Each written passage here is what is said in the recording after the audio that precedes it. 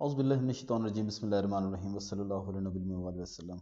Okay, students, today we are going to study noun phrases and clauses. And it is also a very important writing skill that a good speaker or writer of an English must know. How to convert a noun phrase into a clause and how to convert a noun clause into a phrase. So, first of all, let us be acquainted with the concept of noun phrase. Examine the following sentences. Number one, the boy wants something.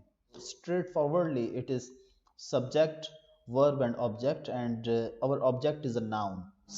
So, mostly, in fact, the subject and verbs are always nouns. Look at the second sentence. The boy wants to go home. This sentence, the boy is a subject and wants is verb, and to go home actually is its object. But what is very interesting that this is not a single word, it is a group of a word that is doing the work of a noun, because it is doing the work of an object here.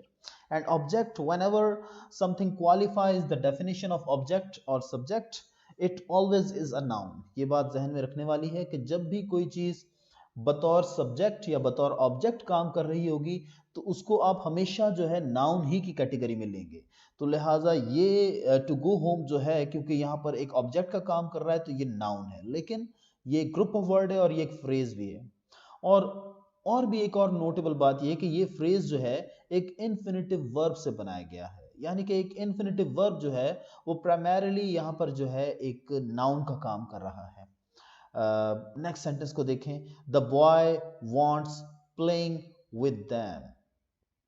So the boy is our subject here, wants is again our verb, लेकिन playing with them is our object, क्योंकि ये object का काम कर रहा है। And again it is a group of word. और दूसरी एक और इम्पॉर्टेंट बात क्या है कि यहाँ पर जो है वर्ब के साथ आपने आईएनजी लगाकर जो है उससे नाउन का काम लिया। और जैसा कि मैंने आपको पहले भी बताया कि जब आप वर्ब के साथ आईएनजी लगाकर उससे नाउन का काम लेते हैं तो ये आपका जिरंडियल केस बन जाता है, यानी कि ये जिरंड नाउन बन जाता है। Okay, well move forward. I fear his early downfall. अब यहाँ पर I is our subject and fear जो है वो हमारा वर्ब है, और आई फियर व्हाट डाउनफॉल। तो मैं किस चीज का डर, मुझे किस चीज का डर है? डाउनफॉल का। किसके डाउनफॉल का? हिज अर्ली डाउनफॉल का, कि वो बहुत जल्द जो है डाउनफॉल का शिकार हो जाएगा। तो यहाँ पर डाउनफॉल जो है वो हमारा ऑब्जेक्ट है, और हिज अर्ली जो है ये कुछ ऐसे वर्ड्स हैं जो कि उसको मजीद डिस्क्राइब कर रहे हैं। तो यहाँ पर जो है आप देख सकते हैं कि एक नाउन ही को जो है बतौर ऑब्जेक्ट यूज किया गया है, लेकिन क्योंकि उसके साथ जो है मजीद कुछ वर्ड्स आ गए हैं जो कि उसको मजीद डिस्क्राइब कर रहे हैं, तो लिहाजा इसको हम सिंपल ऑब्जेक्ट नहीं कह सकते, बल्कि हम इसको जो है अ ग्रुप ऑफ वर्ड कहेंगे जो कि एक ऑब्जेक्ट का काम कर रहे हैं। तो ये भी एक नाउन फ्रेज ही की एग्जाम्पल है, लेकिन इसके अंदर जो हमारा ऑब्जेक्ट है वो किसी वर्ब की इन्फिनिटिव फॉर्म से या फिर उसकी आईएनजी फॉर्म से जो है नहीं बना है, बल्कि वो बजाते खुद जो है एक नाउन ही है। नेक्स्ट देखें, the news of his failure was a surprise for अस। अब ये सेंटेंस भी बहुत इंटरेस्टिंग है। The news of his failure, उसके नाकाम होने की खबर, वाज अ सरप्राइज फॉर अस। तो हम देखते हैं कि ये एक ऐसा सेंटेंस है जिसके शुरू में भी जो है ग्रुप ऑफ वर्ड्स हैं जो कि नाउन का काम कर रहे हैं। वाज जो है वो हमारा वर्ब ऑफ इनकम्प्लीट प्रेडिकेशन है, और इसके बाद जो है जो वर्ड्स आ रहे हैं वो यहाँ पर जो है कॉम्प्लीमेंट का काम कर रहे हैं, यानी कि वो भी मीनिंग को कंप्लीट कर रहे हैं। तो यहाँ पर जो है the news of his failure, उसके नाकाम होने की खबर थी। क्या थी? आ सरप्राइज फॉर अस। यहाँ पर भी देखने वाली बात यही है कि अगेन यहाँ पर जो है न्यूज जो है वो हमारा मेन वर्ड है, और द और उसके अलावा जो है ऑफ हिज फेलियर जो है वो इसके यूं समझें कि एट्रीब्यूट्स हैं, वो उसके बारे में मजीद इंफॉर्मेशन दे रहे हैं। और ये एट्रीब्यूट्स और कॉम्प्लीमेंट्स के बारे में जो है मैंने आपको बहुत तफसील से बताया है स्टूडेंट्स, जब हमने जो है अपने सिंपल सेंटेंसेस का जो है कॉन्सेप्ट हमने अंडरस्टैंड किया था, और वो वीडियो जो है वो कंप्लीट इन सारे कॉन्सेप्ट्स की एक्सप्लेनेशन के साथ जो है वो भी यानी कि मौजूद है, आप उसको भी देख सकते हैं। जो कॉम्प्लीमेंट है इसका, उसके अंदर जो है वाज अ सरप्राइज, तो सरप्राइज जो है वो हमारा मेन वर्ड है, और फॉर अस और आ जो है वो मजीद जो है एट्रीब्यूट्स हैं जो कि इसके साथ जो है आए हैं इसके बारे में मजीद इंफॉर्मेशन देने के लिए। नेक्स्ट सेंटेंस की तरफ मूव करें। Early to bed and early to rise is a way to be healthy, wealthy and wise. अब इस सेंटेंस के अंदर भी जो है early to bed and early to rise, ये आप देखें कि नाउन का काम कर रहे हैं, और ये हमारा इस जो है वो वर्ब ऑफ इनकम्प्लीट प्रिडिकेशन है, और ये इंट्रांजिटिव वर्ब ऑफ इनकम्प्लीट प्रिडिकेशन है, और इसको जो है यानी कि अपनी मीनिंग कंप्लीट करने के लिए जो है कॉम्प्लीमेंट की जरूरत है, और हमारा कॉम्प्लीमेंट यहाँ पर क्या है, a way to be healthy, wealthy and wise. तो अगेन हम कह सकते हैं कि दो नाउन फ्रेजेस जो हैं वो यहाँ पर जो है सब्जेक्ट का काम भी कर रहे हैं और कॉम्प्लीमेंट का काम भी कर रहे हैं।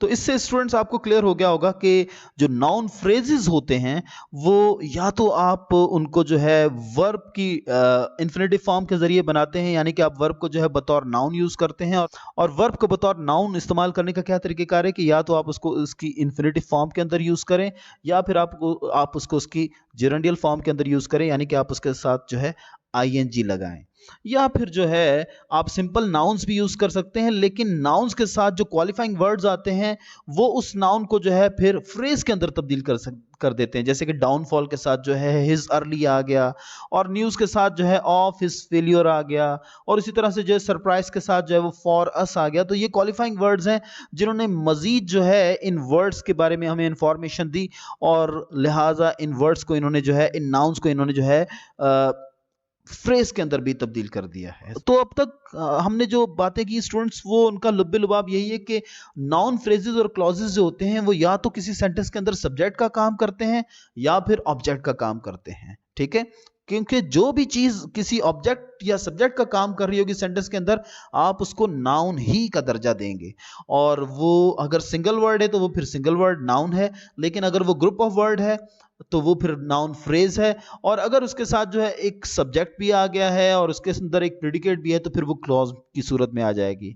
इस बात को हम थोड़ा सा आगे चलकर जो है डिस्कस करते हैं। ओके स्टूडेंट्स, हम जरा अपने उसी रूल्स को जो कि हमने ऊपर डिस्कस किए थे उनको हम जरा मुख्तसरन एक दफा फिर पढ़ लेते हैं कि noun phrase is a group of words that works like a subject और ऑब्जेक्ट और कॉम्प्लीमेंट इन अ सेंटेंस। कि नाउन फ्रेज जो होता है वो या तो सब्जेक्ट या फिर ऑब्जेक्ट या फिर कॉम्प्लीमेंट की तरह एक सेंटेंस के अंदर काम कर रहा होता है, यानी कि जो भी ग्रुप ऑफ वर्ड्स जो हैं वो सब्जेक्ट का काम कर रहे हों या ऑब्जेक्ट का काम कर रहे हों या कॉम्प्लीमेंट का काम कर रहे हों, तो आप उनको जो है लामुहाला नाउन फ्रेज ही समझेंगे, और अगर जो है क्लॉजेज हैं तो वो नाउन क्लॉजेज कहलाएंगे, ठीक है।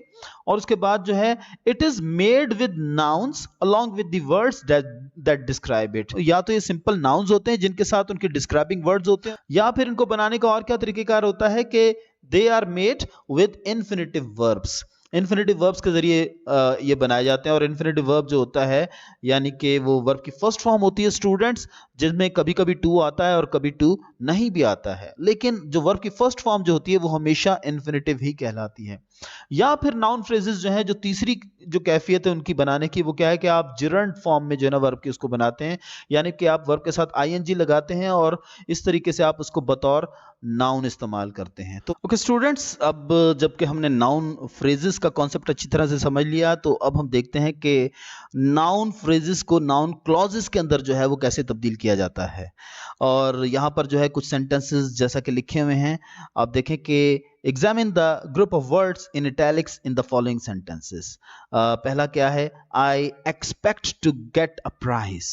I expect to get a prize, तो ये तो क्लियर हो गया यहाँ पर कि टू गेट अ प्राइज जो है वो एक ग्रुप ऑफ वर्ड है और ये एक ऑब्जेक्ट का काम भी कर रहा है, लिहाजा ये हमारा नाउन फ्रेज है, ठीक है। और नेक्स्ट में आप देखिए, I expect that I shall get a prize. तो अब यहाँ पर जो है अगेन आई हमारा सब्जेक्ट है, एक्सपेक्ट हमारा वर्ब है, लेकिन उसके बाद जो है आ रहा है I expect what, I expect that I shall get a prize।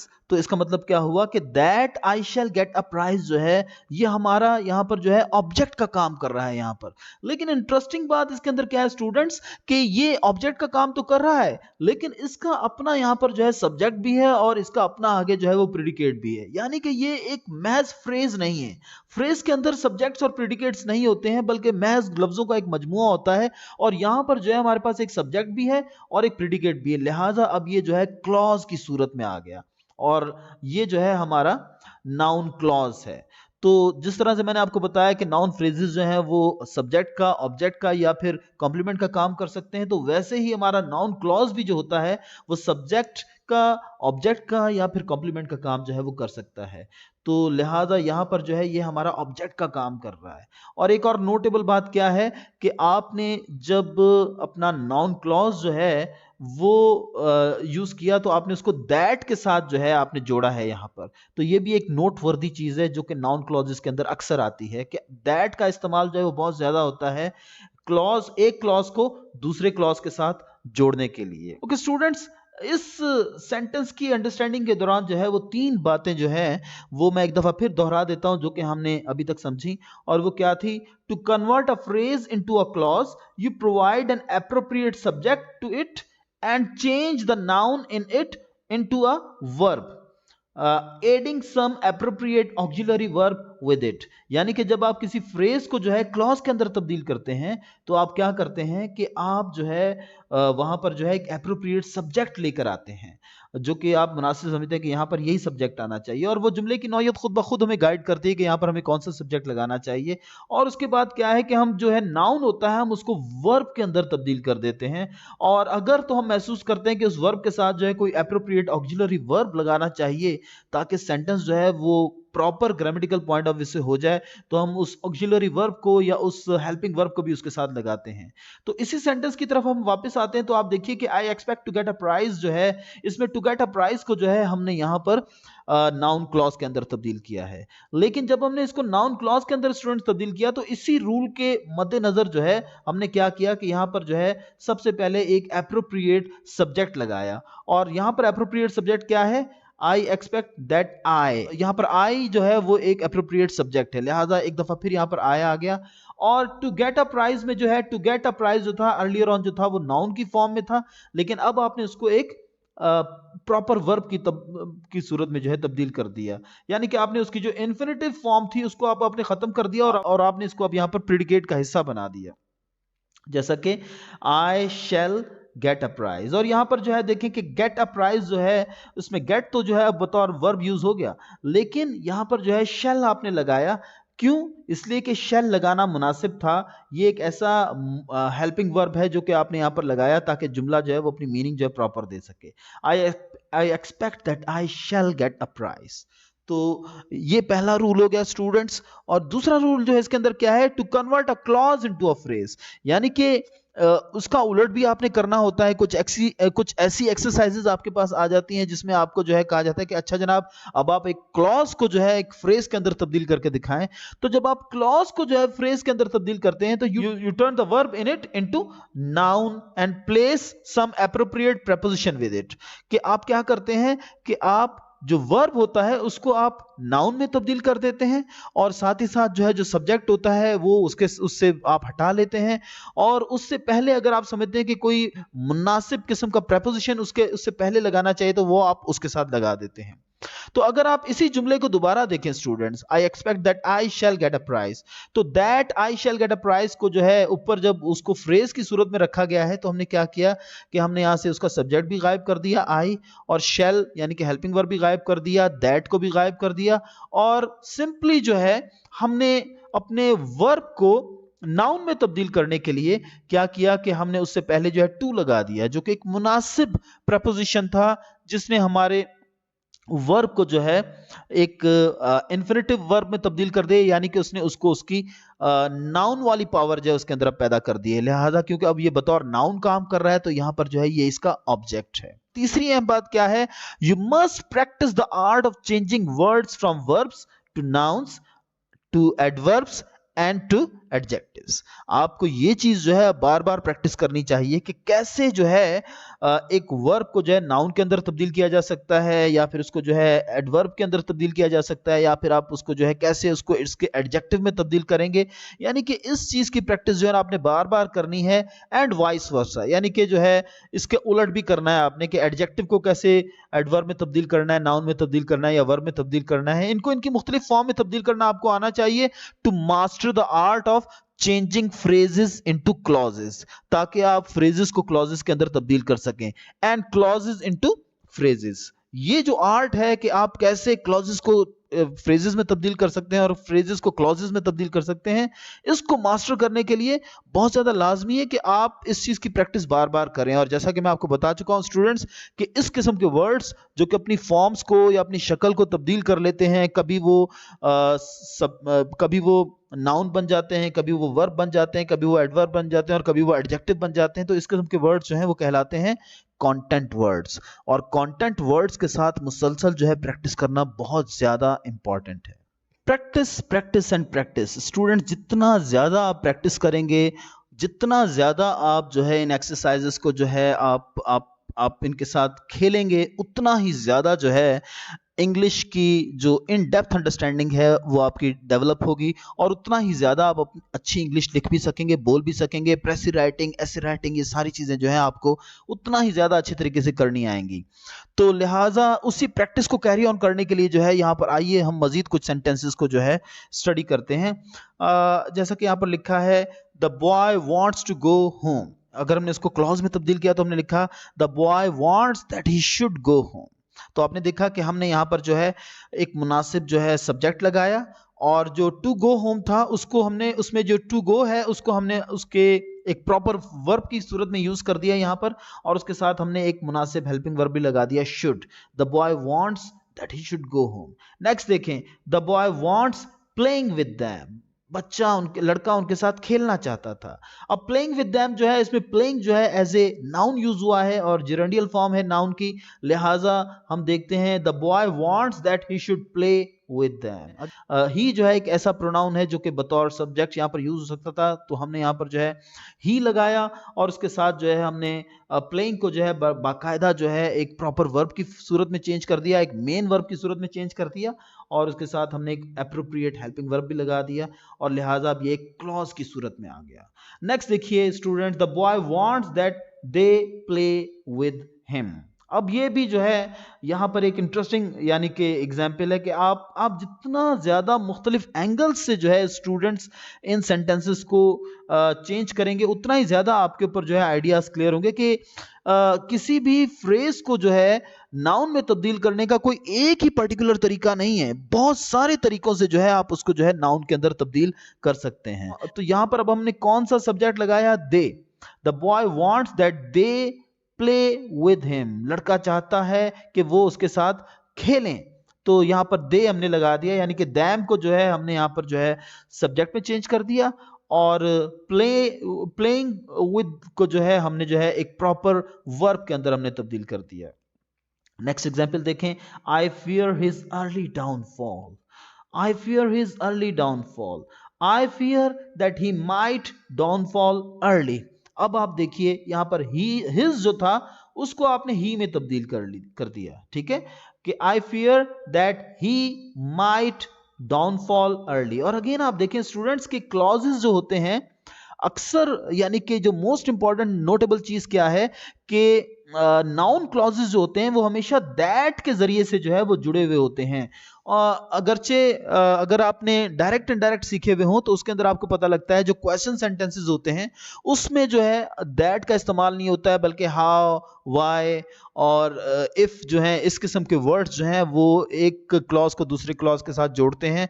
तो हकीकत में जितने भी हम डायरेक्ट इनडायरेक्ट सेंटेंसेस करते हैं तो उसमें भी जो है जो हमारे इनडायरेक्ट और इनडायरेक्ट सेंटेंसेस जुड़े हुए होते हैं वो हकीकत में तकरीबन नाउन क्लॉजेज ही की जो है कुछ एग्जाम्पल्स होती हैं।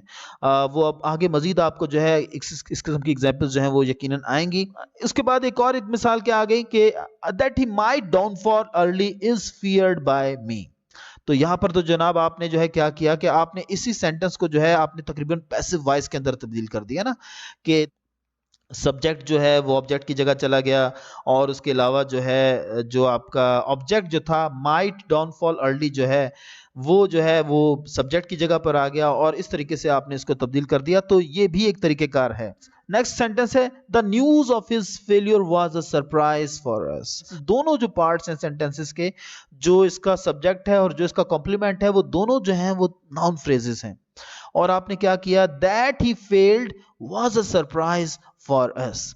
दैट ही फेल्ड, ये बात कि वो नाकाम हो गया है, हमारे लिए एक बहुत बड़ा सरप्राइज था। और इंटरेस्टिंग चीज क्या है स्टूडेंट्स, कि अगरचे दैट ही फेल्ड जो है वो इसके अंदर ये आपका सब्जेक्ट हो गया ही, और फेल्ड जो है आपका वर्ब है, यानी कि प्रेडिकेट का काम कर रहा है, लेकिन आपका आपका जो सब्जेक्ट है पूरे का पूरा वो दैट से शुरू हो रहा है। That he failed was a surprise for us, और was a surprise for us जो है वो अगेन जो है एक प्रेडिकेट है, और उसका सब्जेक्ट जो है दैट ही फेल्ड है। ओके जी, नेक्स्ट देखिए, the news that he failed was a surprise for अस।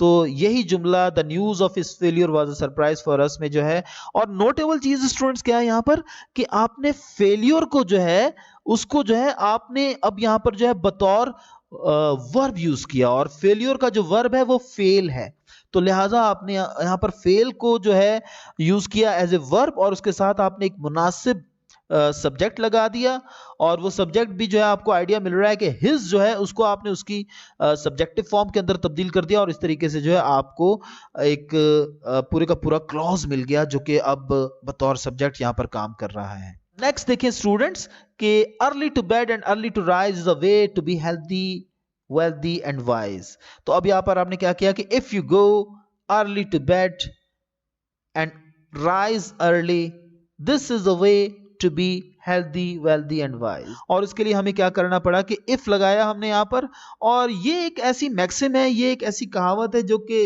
अमूमन जो है सबको कही जाती है, तो आपने यहां पर यू लगा दिया कि अगर आप जल्दी सोएं और जल्दी सुबह उठें तो फिर जो है ये एक तरीका है, यानी कि बहुत सी कामयाबियां हासिल करने का। It is a way to be healthy wealthy and wise. Okay, number 6, your coming pleases me. अब देखें, that you have come pleases me, तुम्हारे आने ने मुझे खुशी दी है। दैट यू हैव कम, ये कि तुम आ गए हो, प्लीजेज मी, इससे मुझे खुशी मिली है। लेकिन यहां पर ये जो है आपका फ्रेज है, और ये आपका क्लॉज है। आपने क्या किया कि योर को जो है यू में तब्दील कर दिया, और कमिंग को जो है आपने एक प्रॉपर मेन वर्ब के अंदर तब्दील कर दिया, और उसके साथ जो है एक मुनासिब आपने हेल्पिंग वर्ब भी लगाया, और वो था आपका हैव यहां पे। सो योर गोइंग हर्ट्स मी, आपका जाना मुझे दुख देता है। तो इसका क्या हो गया, that you go hurts me, ये कि तुम चले गए हो इससे मुझे तकलीफ हुई है। या फिर आप कह सकते हो कि that you are going hurts me, ऐसे भी आप बना सकते हैं। ये डिपेंड करता है उस सिचुएशन के ऊपर जिस सिचुएशन में ये सेंटेंस है, यानी कि लॉजिकली ये दोनों ही तरीके से ही हैं। You're going hurts me, that you are going hurts me भी हो सकता है, और that you have gone hurts me. अब टेक्निकली अगर ये सेंटेंस आपका कोई भी एग्जामिनर चेक करेगा तो वो दोनों सेंटेंसेस को ही सही मानेगा, क्योंकि ग्रामेटिकली दोनों सेंटेंसेस जो हैं वो अपनी मीनिंग जो है वो बिल्कुल सही दे रहे हैं, और ग्रामेटिकली जो है सेंटेंसेस का करेक्ट होना जो है वो बहुत ज्यादा मैटर करता है। ओके स्टूडेंट्स, मैं बार बार आपको ये चीज़ याद दिलाता रहता हूं कि अगर आपने इन कॉन्सेप्ट्स को बहुत अच्छे तरीके से प्रैक्टिस करना है तो आपको रेन एंड मार्टिन की किताब को फॉलो करना होगा, और उस किताब से ही मैंने ये सारे कॉन्सेप्ट्स लिए हैं, और उस किताब ही से तकरीबन जो है ये एक्सरसाइजेज जो है मैंने लिए हैं, जो कि मैं आपके सामने कुछ करके दिखाता हूं, ताकि आपको जो है आइडिया हो जाए कि आपने इनको कैसे करना है। ठीक है, तो अब यहाँ पर जो है एक्सरसाइज ये कहती है कि in each of the following sentences replace the words in italics by suitable noun clauses, यानी कि फ्रेजेस तो हमने आपको बनाकर दे दिए, क्लॉजेज में आप इनको तब्दील कीजिए। तो कुछ मिसालें मैंने यहां पर की हैं, और कुछ जो हैं आप किताब से जाकर कीजिएगा, और फिर उसकी की भी जो है वो मौजूद है, तो आप उस की से जो है मजीद अपने आप को जो है वेरीफाई कर सकते हैं कि आपने कितना सही किया कितना गलत किया, और इससे इंशाअल्लाह अज़ीज़ आपकी जो अंडरस्टैंडिंग है, आपकी एबिलिटी जो है वो बढ़ती जाएगी। Okay, the time of his coming no one can guess. अब यहां पर आपने क्या बनाया, when he will come no one can guess. I heard of his success, I heard that he has succeeded, अब आप देखें कि यहाँ पर हमने सक्सेस से जो उसका वर्ब बनता है वो सक्सीड है, तो हमने उसको वर्ब को यूज किया, और जब वर्ब यूज किया तो उसके साथ हमने एक एप्रोप्रिएट हेल्पिंग वर्ब भी लगाया और फिर एक सब्जेक्ट का भी इजाफा कर दिया उसके साथ, ताकि वो अपनी क्लॉज की सूरत में आ जाए। और सब्जेक्ट जो है आपने हिज जो वर्ड है वो आपको आइडिया दे रहा है कि हिज को जो है अगर आप उसकी सब्जेक्टिव फॉर्म में आप ले आए यहाँ पर ही में, तो वो जो है सब्जेक्ट आपका बन जाएगा। तो लिहाजा I heard of his success, I heard that he has succeeded. Next example देखिए, the reason of his failure will never be known. उसकी नाकामी की वजह कभी भी जानी ना जा सकेगी। The reason why he failed will never be known. अब देखें कि यहां पर ये पूरे का पूरा क्लॉज जो है वो एक सब्जेक्ट का काम कर रहा है। The reason why he failed, ये क्लॉज क्यों है? क्योंकि इसके अंदर एक प्रॉपर सब्जेक्ट है और एक प्रॉपर जो है वो वर्ब है और प्रेडिकेट है, और उसके बाद जो है मजीद एक और प्रेडिकेट आ रहा है जो कि इस पूरे के पूरे क्लॉज को जो है सब्जेक्ट का दर्जा दे रहा है। तो आपने कहा कि the reason why he failed will never be known, तो लिहाजा ये वाला प्रेडिकेट जो है इस पूरे के पूरे सब्जेक्ट का जो है वो मजीद प्रेडिकेट है, तो लिहाजा ये हमारा नाउन क्लॉज है, क्योंकि ये पूरे का पूरा क्लॉज जो है वो सब्जेक्ट का काम कर रहा है।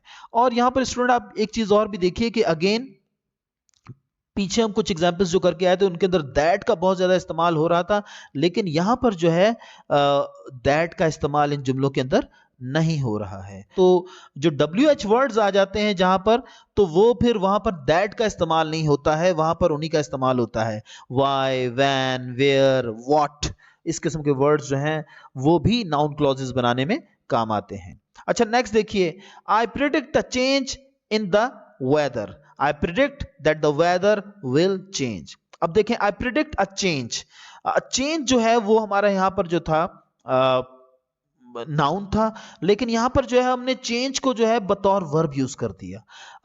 आई predict that the weather will change, और हमने यहां पर जो है वेदर को जो है बतौर एक नाउन के यूज कर दिया, बतौर एक सब्जेक्ट के यूज कर दिया।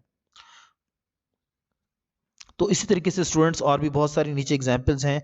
The jury believe that the man guilty, the jury believe that the man was guilty. उसी तरीके से we expect an improvement in business, we expect that business will improve. तो आपने देखा कि इंप्रूवमेंट से जो है इंप्रूव उसका वर्ब है, तो आपने वो यूज करके जो है इसको आपने इस क्लॉज के अंदर तब्दील कर दिया। And it's a very very very important skill student to be a good user of English language. तो लिहाजा मुझे उम्मीद है कि आप जो है इनकी प्रैक्टिस करेंगे और आप अपने इंग्लिश टीचर्स के साथ भी इनको डिस्कस करके मजीद अपनी अंडरस्टैंडिंग को और ज़्यादा बेहतर बना सकते हैं। Thank you so nice of you.